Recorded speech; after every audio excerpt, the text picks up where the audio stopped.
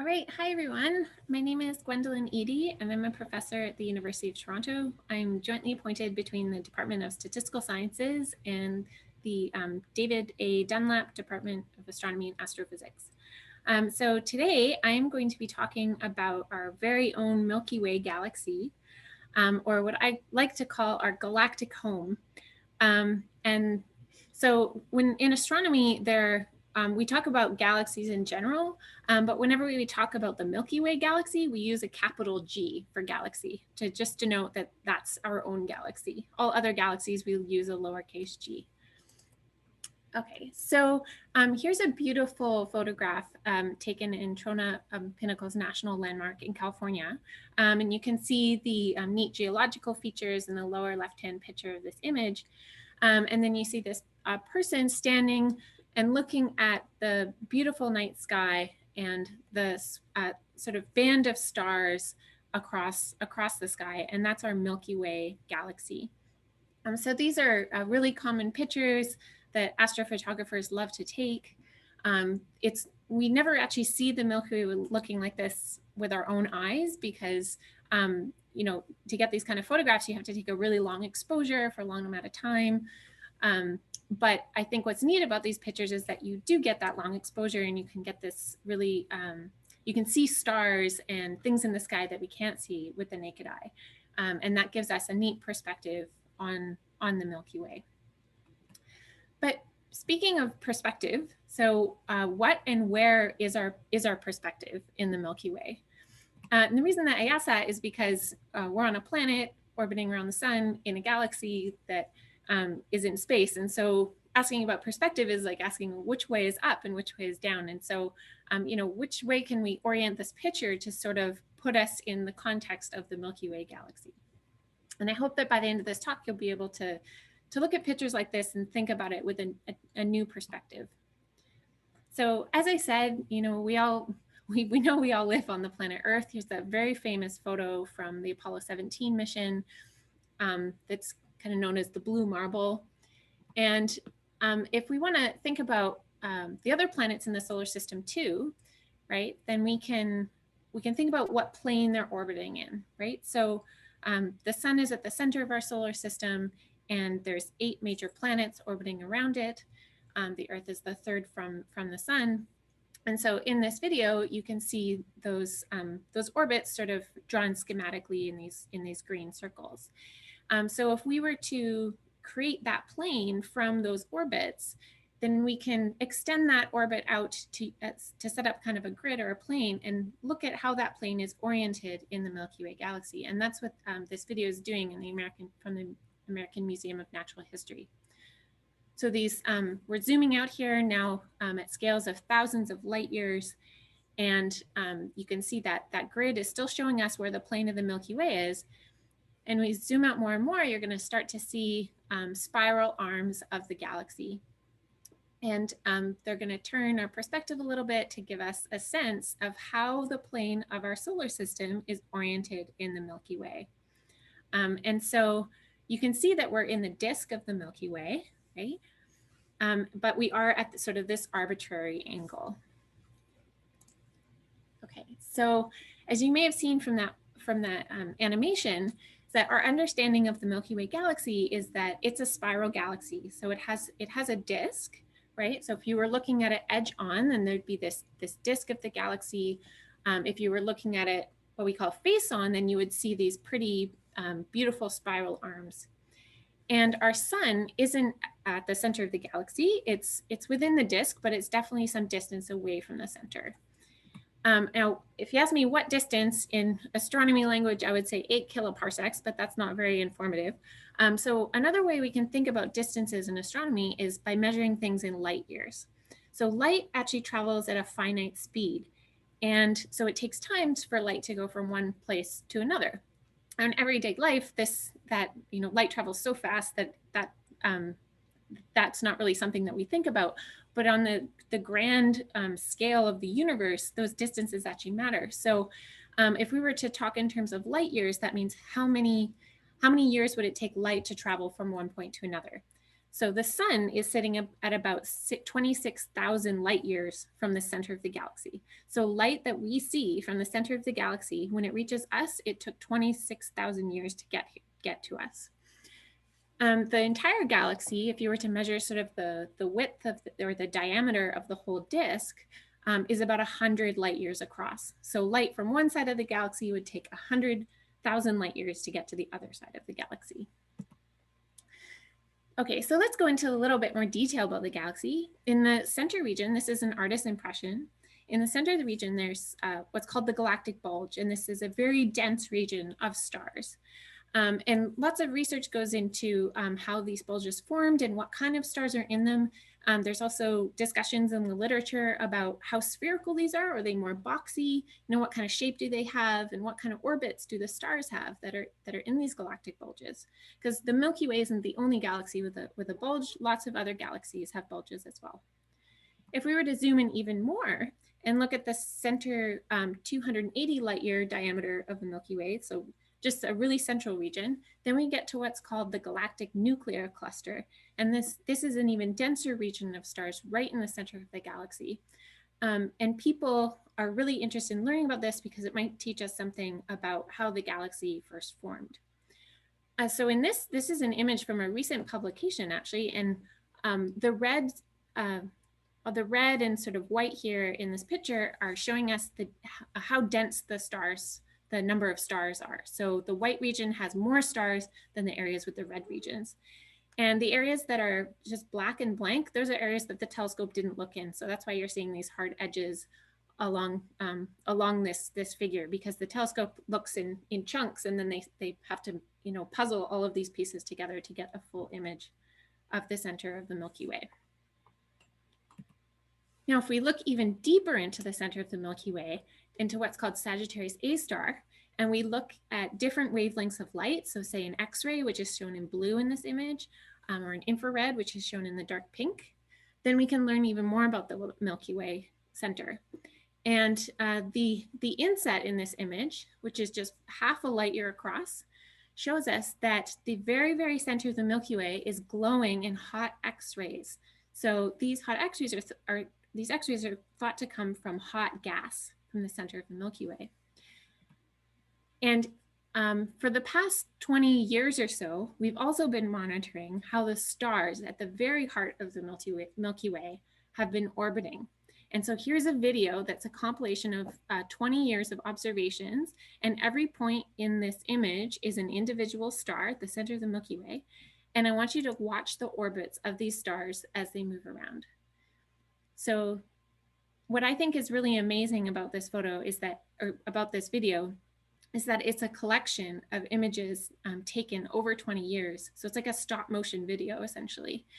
And you can see that there are stars orbiting around something in the center that we can't see, right? So I'll play that one more time and watch very closely. You see especially that central star, as it comes towards the center, it whips around, it gets gravitationally slingshot around something in the center.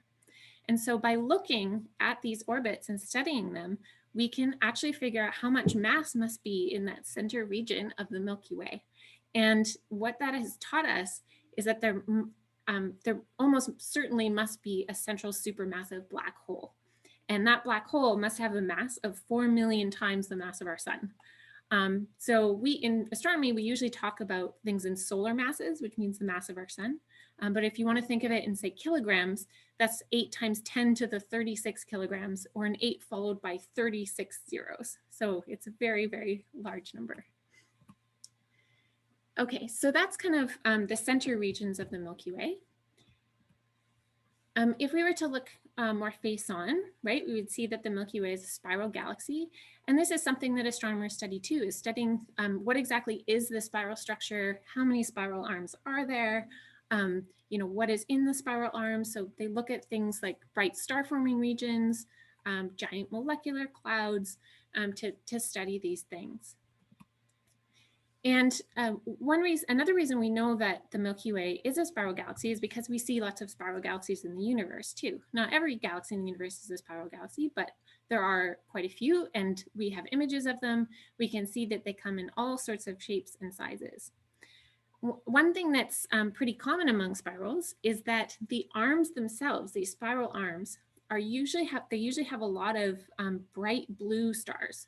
And bright blue stars are very hot stars that are also very, very young and very, very massive. So they're sort of recently born stars. And we only really see them in the spiral arms. We don't really see them between the arms quite as much. Also in the spiral arms, we see things like dust lanes. There's lots of gas.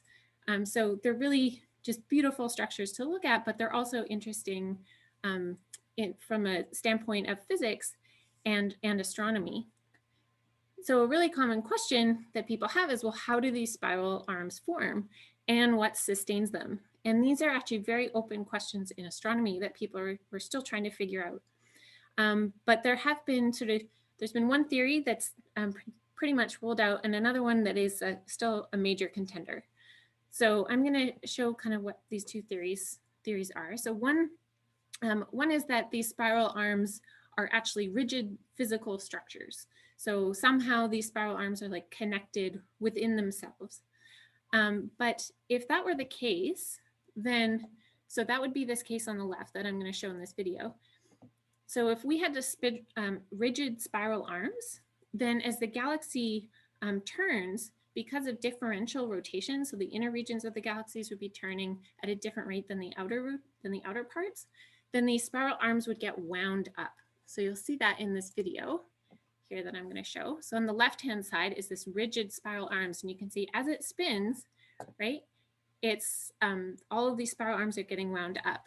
And we don't see spiral galaxies with that kind of feature. So so that theory doesn't really hold water. The second theory is something called spiral density waves.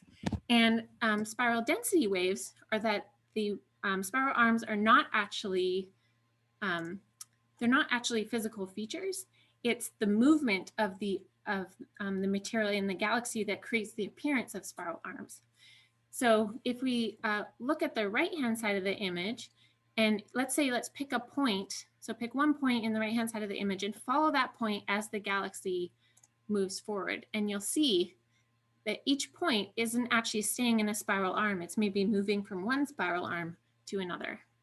And so this density wave theory is kind of one of the leading theories in how spiral arms are sort of maintained in the galaxy. As for forming spiral arms, that's still a question that's up for debate. I think that some people think that it comes from interactions with other galaxies that sort of stirs up a galaxy and enables this density wave to start happening. If this density wave thing is still seeming a little bit confusing, here's another way to think about it. So you can have density waves in traffic. So here's a fun example of an experiment that was done in Japan. And what they did is they put cars driving around in a circle and let people drive. And of course, everyone is going to drive at a slightly different speed. Some people might apply the brakes. And eventually, you'll get a pileup of cars. So you'll get areas of higher density of cars. And so you can watch in this video, as cars pile up, there's a density wave that travels through the traffic, right? And that density wave is actually traveling at a different speed than the rest of the cars themselves. And so this is just another way to visualize what could be happening in galaxies. Is like the cars would be the stars in this case, or the gas.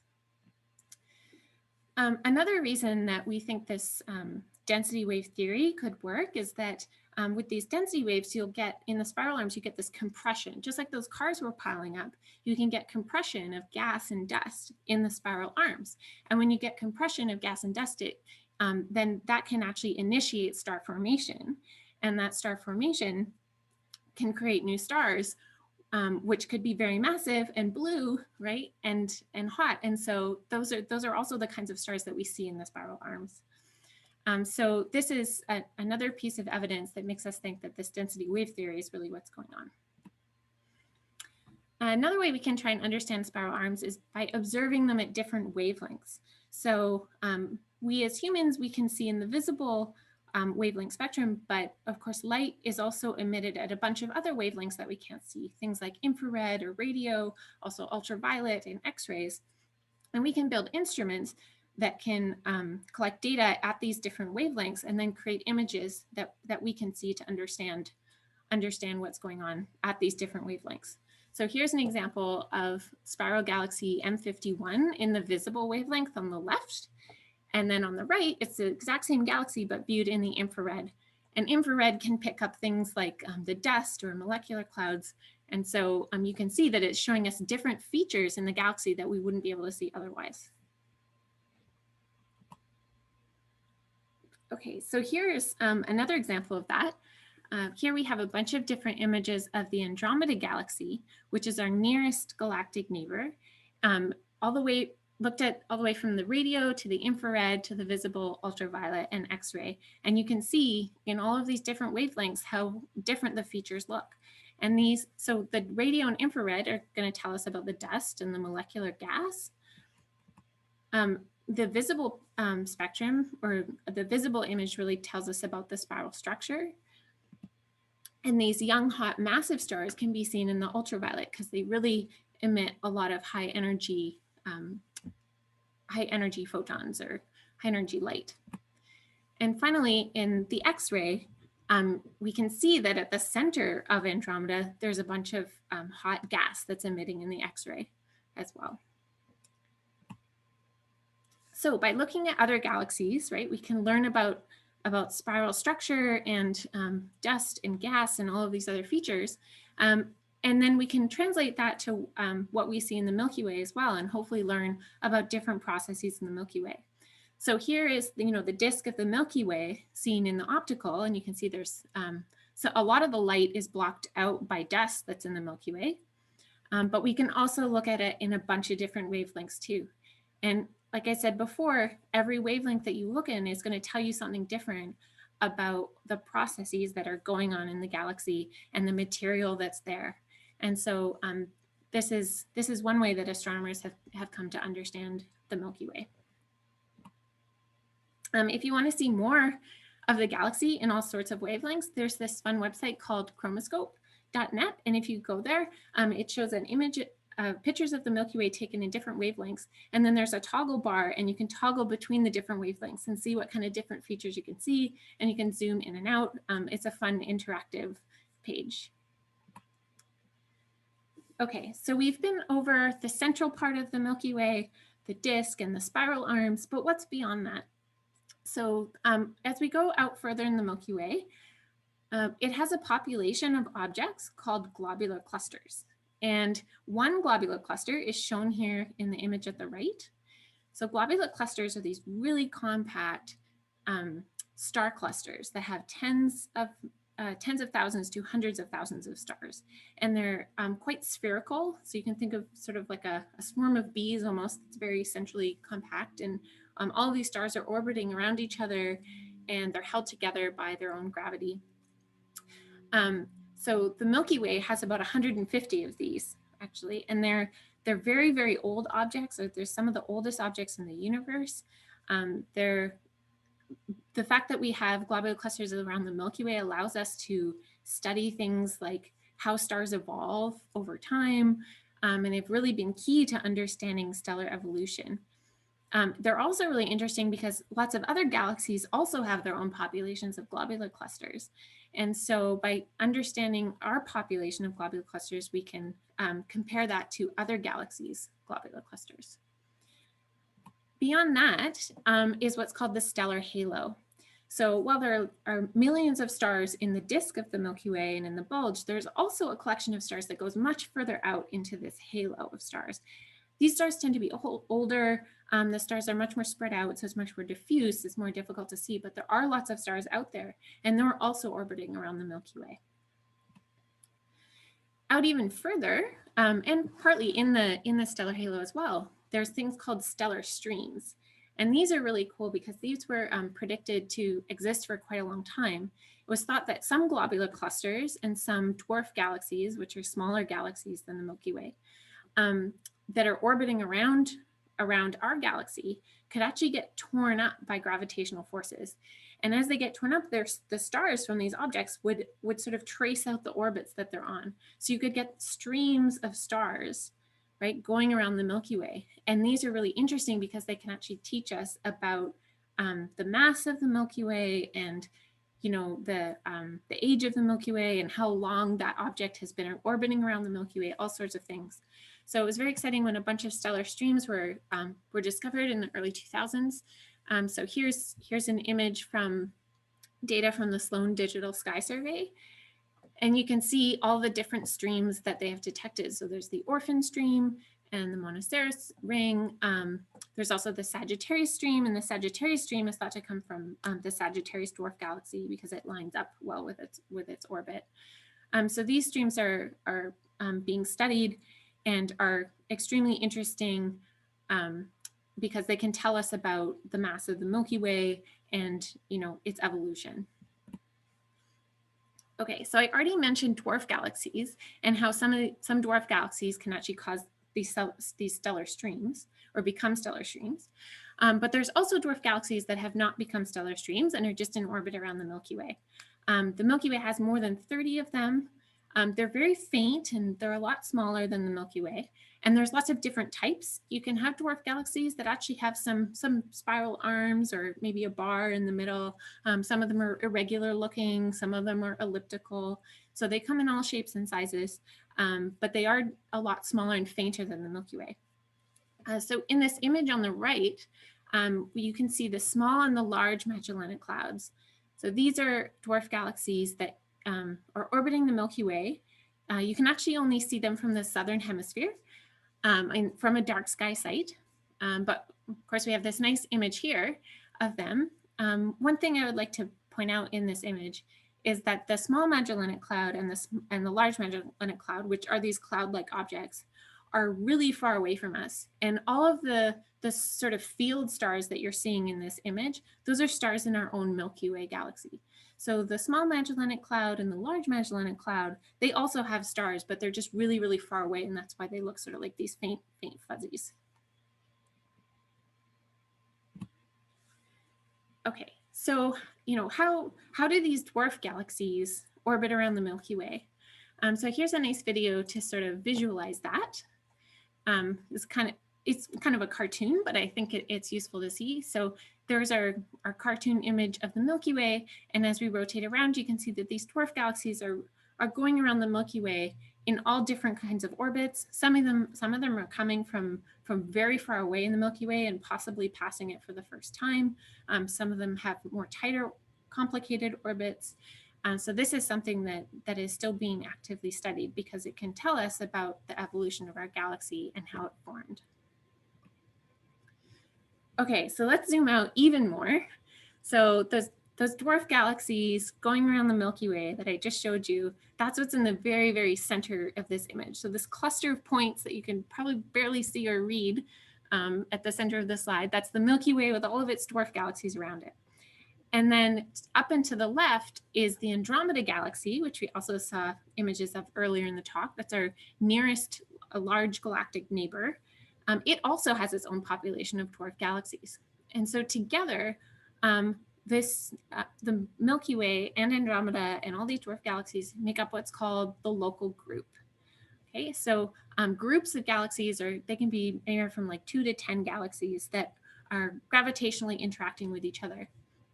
And based on measurements of the Andromeda Galaxy and Milky Way should actually eventually collide in billions of years from now. Okay, so I said galaxies can be found in groups, but they're also found in large clusters. So these can be hundreds to thousands of galaxies. Here's an image of a galaxy cluster. And I think that these are just absolutely beautiful images. You can also see these arcs of light around. That's from galaxies that are actually behind the cluster of galaxies and are being distorted through what's called gravitational lensing, which you can ask me about at the end if you want to know more. Okay, so thinking an even bigger picture, right? So we know galaxies Each galaxy may have its own dwarf galaxies. There might be other galaxies nearby with their dwarf galaxies. You can have groups of galaxies. You can have clusters of galaxies. But if we look at the large scale structure of the universe, it looks like clusters of galaxies actually connect through these filaments. So there's large scale filamentary structure in the universe. And this figure on the right is showing us that. So this is a figure actually from real data from something called the Sloan Digital Sky Survey. And we're sitting at the very center of the circle. And as you go out to the edge of the circle, we're looking deeper into space. And the two sort of angles that you're seeing where we have data, those are just the areas of the sky that we looked in. And in those areas, every point on this figure corresponds to a single galaxy. And so what SDS did is it mapped out where all of these galaxies were. And by mapping them out, we could see that there's this large scale filamentary structure in the universe, which I think is really amazing. And what's also really cool about this is that seeing this large scale structure in the data, we can then use physics to try and recreate that structure through what they're called cosmological simulations. So these are computer simulations where you set up sort of the initial conditions of the universe and you let physics progress forward and kind of try to recreate the structure that we see today. And so people have been working on this for a very long time. And here's an example of a simulation that looks like it could recreate this kind of filamentary structure in the universe. One thing that I haven't mentioned yet, though, and that's very important, is that to recreate this large scale structure, we have to include something mysterious called dark matter.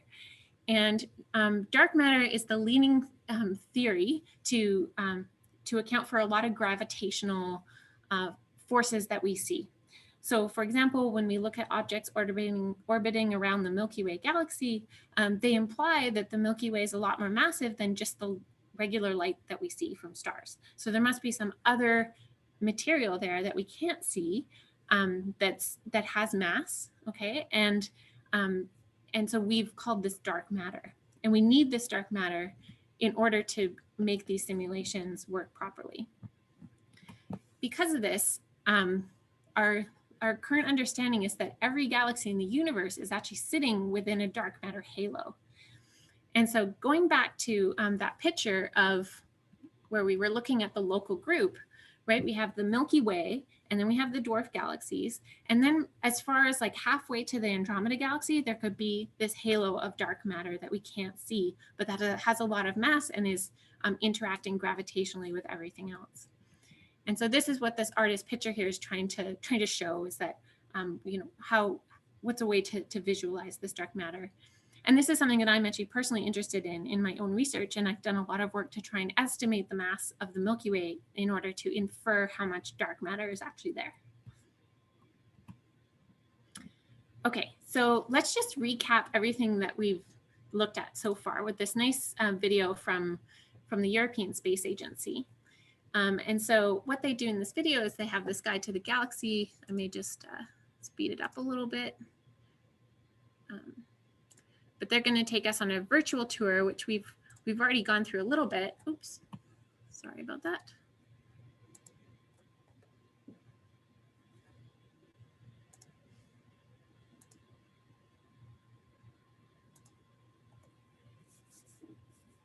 So it's going to start at the center and then go to the outskirts of the Milky Way.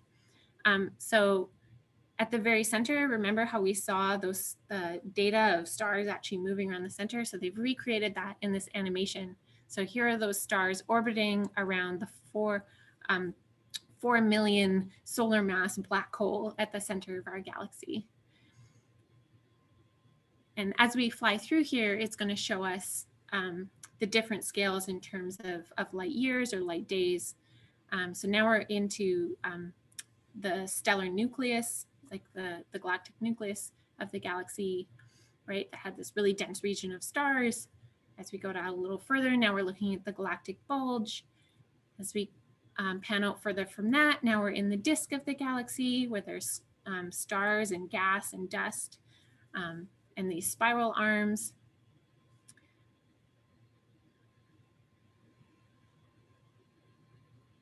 And then as we go even further out from that, then you'll start to see there's gas, and then these globular clusters and the stellar halo beyond that. And then all of this is sitting within some massive dark matter halo.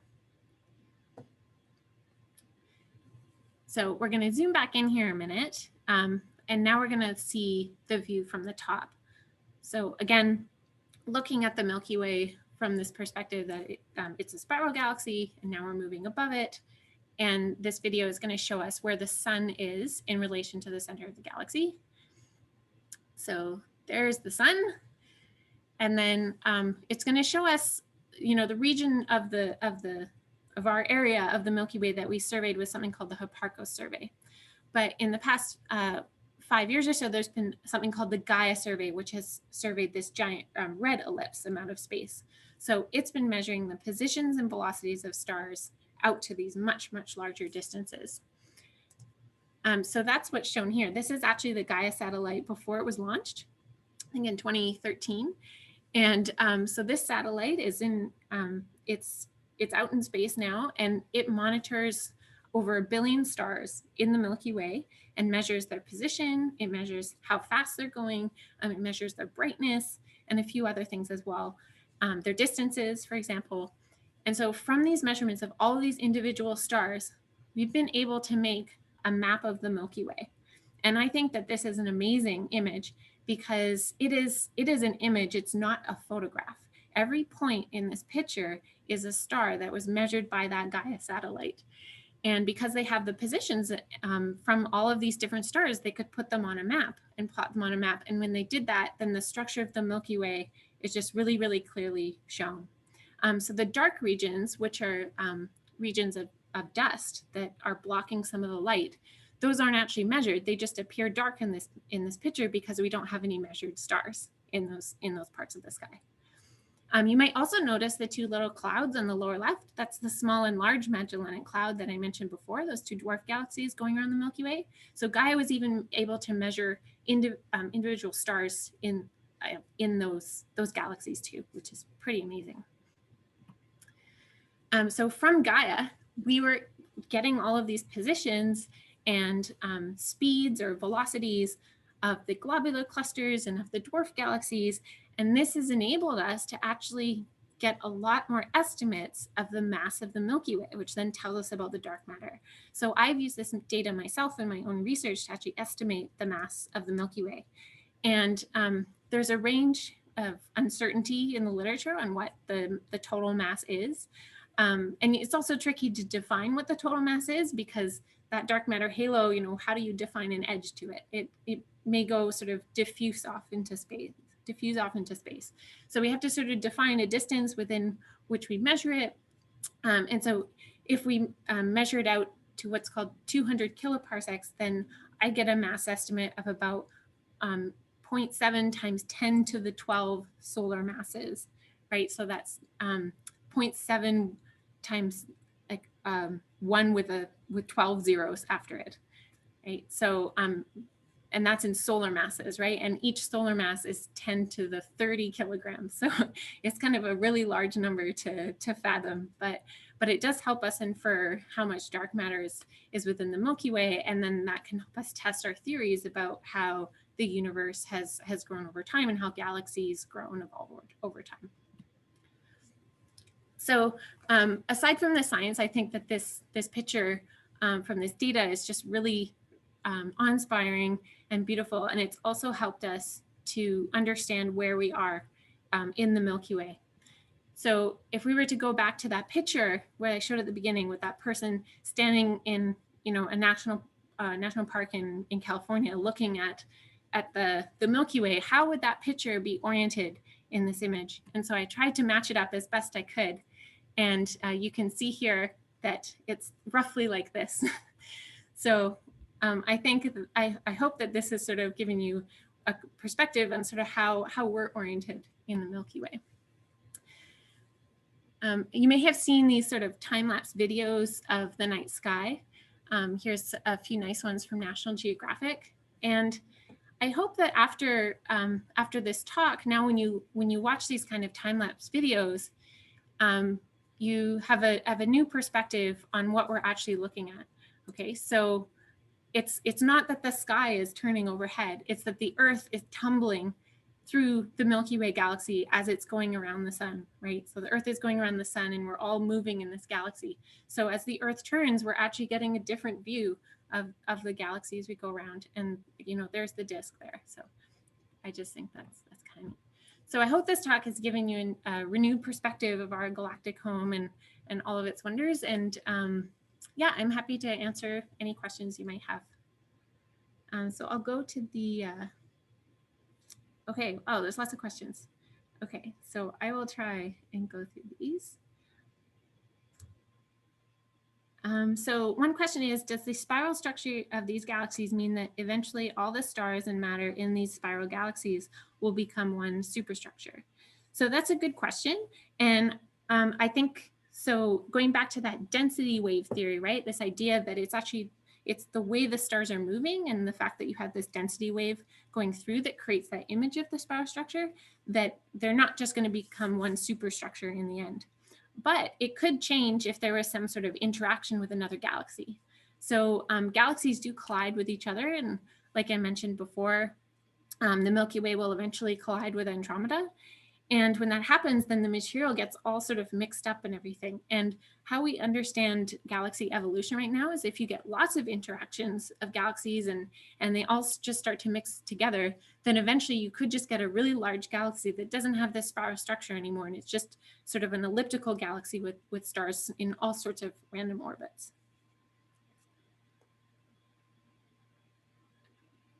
Okay, so here's another question. So it says, so in the future, could the sun end up in a different spiral arm? And yeah, I think that it will move relative to the arm. I think that the sun is estimated to make 4 complete revolutions around the Milky Way roughly before the sun is no longer a star. So the sun has about 5 billion years left.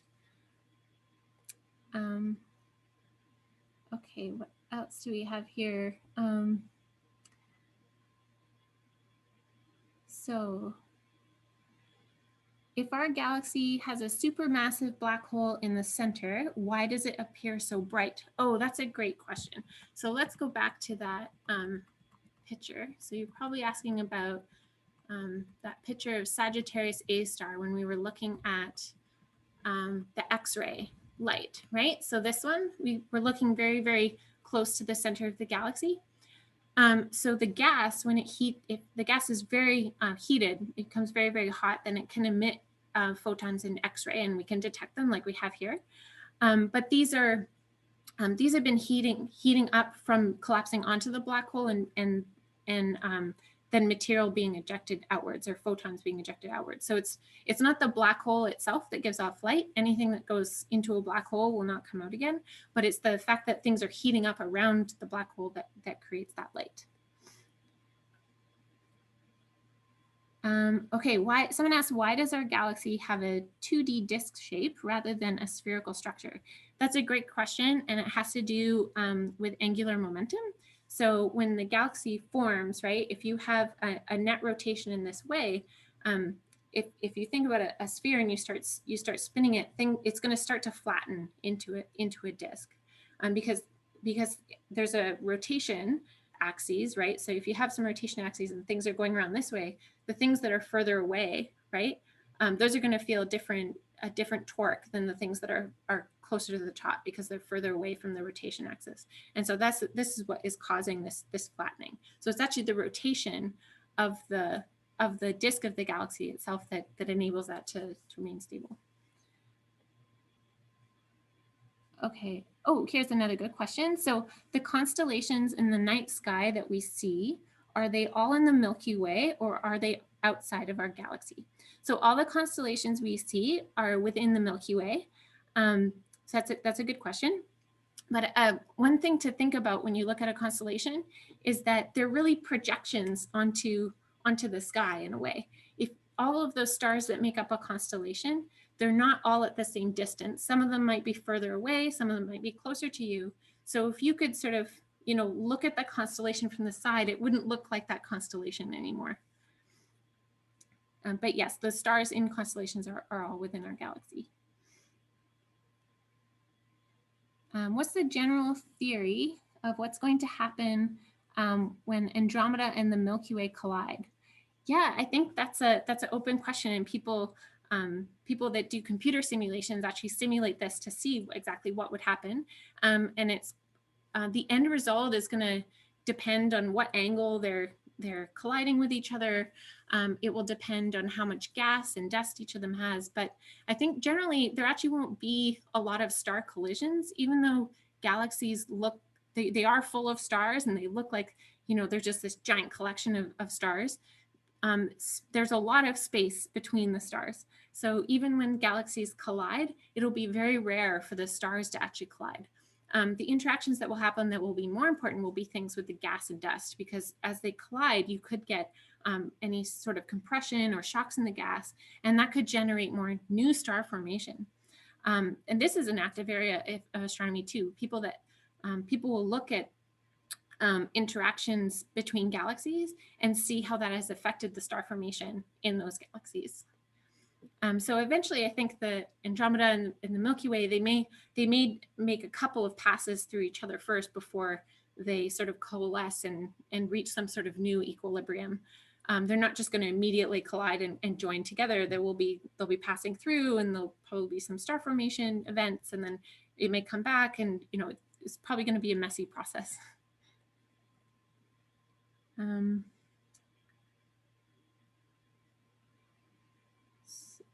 Oh, someone was asking what filamentary structure means. And so I think they're referring to this picture that I showed from SDSS. Right, so maybe I'll just go over this figure again.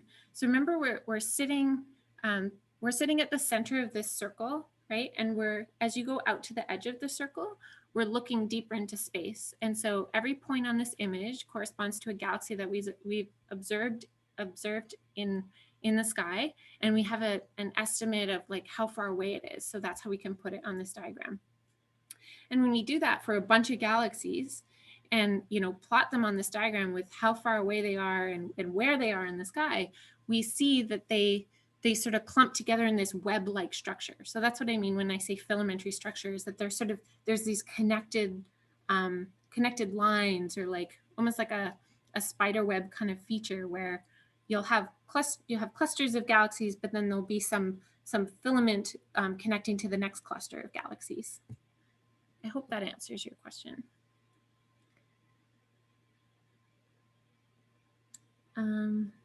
Is dark matter visible on the map from SDSS? So no, it's not. So these are just the galaxies themselves. But the galaxies, if they're all sitting at the center of dark matter halos, then that's sort of like this simulation that I was showing of dark matter evolving in the universe also creates the same kind of structure. And so this is sort of what lends us to think that every galaxy in the universe is living within a dark matter halo, because the dark matter also creates the same kind of filamentary web-like structure. Okay, let's see what else. So, really general question, but why is space black? Actually, I think that's a very, very good question, and kind of so I guess the answer would be that, there's to not be dark, you have to have some sort of light, right? You have to have photons, and everything around you that you see, right? You're seeing photons reflected off of that surface. And if we could wear like infrared goggles, you would see things in infrared that are red and stuff. But in empty space, in areas where there's almost nothing, then there's no reflected photons, and there's no infrared heat given off, because there isn't anything there. So it's the fact that space is incredibly empty that it appears so dark. But I think it's important to remember too that in, say, a galaxy, there's things like dust, which are also dark, and so those that we can see if if it reflects light off of itself, light coming from stars, say, or something like that. Okay. So does Gaia data include individual stars in any globular clusters? That's a great question, right? So let's go back to that. So the question was, remember this Gaia satellite that measured the positions and speed or velocities of stars around the Milky Way? The question was, so we have this image here of all of those stars that Gaia measured, but does it also measure the stars in these globular clusters? So the object on the right here. And the answer is yes, it did. But it actually only could measure the positions and velocities of stars in the outer regions of the clusters, because these globular clusters are so dense in the center that there's too much light, and it would like saturate the Gaia satellites processing essentially. So it couldn't resolve these stars in the center because there's so much crowding that it couldn't make out which stars were which. So it could only see the stars in the outer regions. That's a great question. And if people are actually using the data of those stars to understand in the globular clusters to understand globular clusters too. And that's something that I'm interested in my research as well. Where is the best place to view the dark sky close to the GTA? That's an excellent question. I also live in the GTA, so I realize we have a light pollution problem here where we can't just go out, outside and see the beautiful Milky Way. But one place that I went to recently was up in Muskoka. So up in that region, it's definitely dark enough to see the Milky Way. So in January, I went up to a bread and breakfast for a weekend on reading week, and I took my own personal telescope, and it was great. Was able to see galaxies with my modest telescope, and I was also able to just look at the sky and see that beautiful band of stars that's the Milky Way.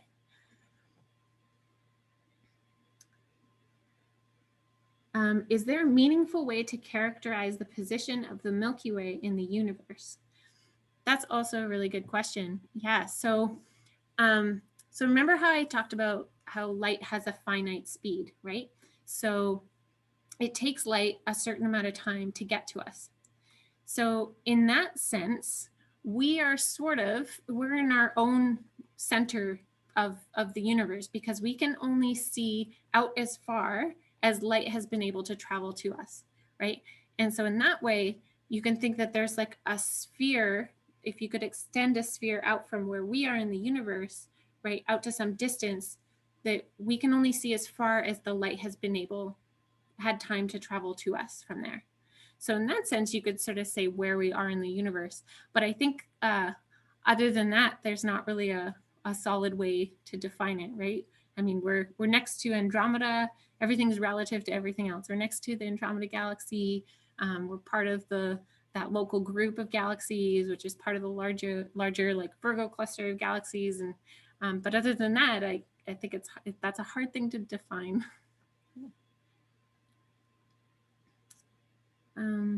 Oh, what's gravitational lensing? Yeah, that's right. I did mention that briefly. So let's go to the image. Yeah, so here's that picture of clusters of galaxies. And you can see a lot of the galaxies in the center of this image that are making up the core of the cluster have like a yellow color to them. But then around that cluster of galaxies, you'll see some blue colored galaxies that look sort of warped. And if you look really closely, actually, some of them look like replicas of each other, right? So the one that's sort of at, I guess, 10 o'clock and the one that's at 4 o'clock, and maybe even the one that's at sort of noon, those three may all be replicated images of the same galaxy that's behind this cluster of galaxies. And that's because of gravitational lensing. So gravitational lensing is if you have a bunch of objects, or in this case, a cluster of galaxies that's extremely massive, then if you have light coming from behind that cluster, the light will actually get bent around the cluster, right? So that's what the gravitational lensing does, is it bends the light around this object. So the cluster itself is acting as a gravitational lens. And if the object behind the cluster is actually in the right kind of position, you can get multiple images because the light will get bent around in different directions. And so that's how you can get these multiple images. So gravitational lensing was predicted before it was observed. And then when we started to observe it, we could use it to as a way to estimate how much mass is actually in the cluster. So this is another clue that there is dark matter, because for this lensing to happen, there has to be more matter there than we can just see with our telescope. So there must also be this dark matter there. I hope that answers your question.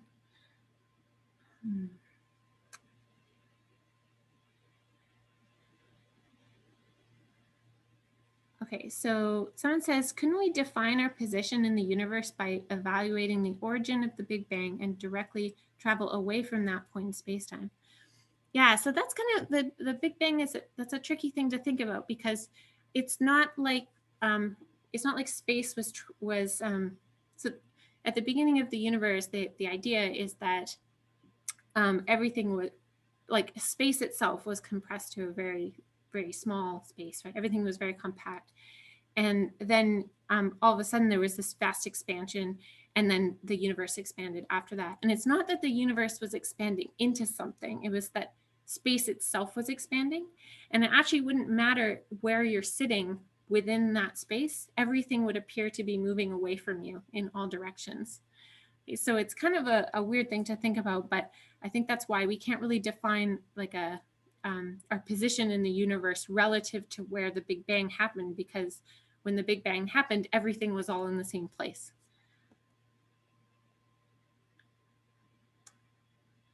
Let's see, what else do we have here? Let's see. What have I missed here?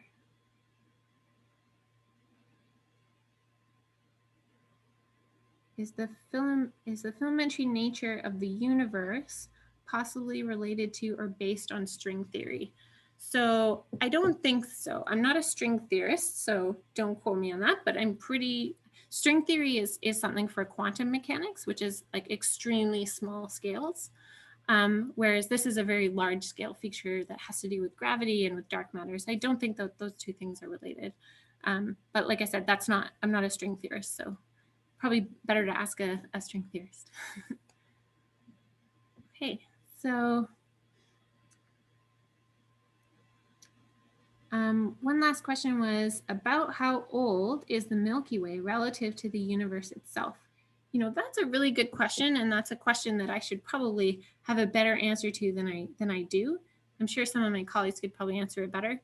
But the globular clusters around the Milky Way are at least like some of them are as old as 12 or 13 billion years old, like billions of years old, and the universe. Globular clusters can be like 12 billion years old, and the universe itself is understood to be a little over 13, maybe 14 billion years old. So the Milky Way galaxy itself, if you use those globular clusters sort of as like a limit to how old the galaxy could be, then the galaxy would probably be like 11 or 12 billion years old. But it really was, you know, it was formed through a process of possibly merging of smaller objects. This is something that's really, really still being studied, so I can't give like a solid number for that, sorry. Okay, I think that might be all the questions. Thank you for all the great questions, by the way. Oh, someone did ask, are the colors on the galaxy cluster pic we saw previously, so maybe this picture, are they actual colors? So I think that usually these images are processed in some way, and the colors will be given to to certain wavelengths of light, so that we can understand them in that way. So for example, like those images of the Andromeda Galaxy, these different wavelengths, or even the Milky Way, these different wavelengths, these are really, they're color coded so that we can understand the intensity of the light coming from there, but they're not like the real colors themselves.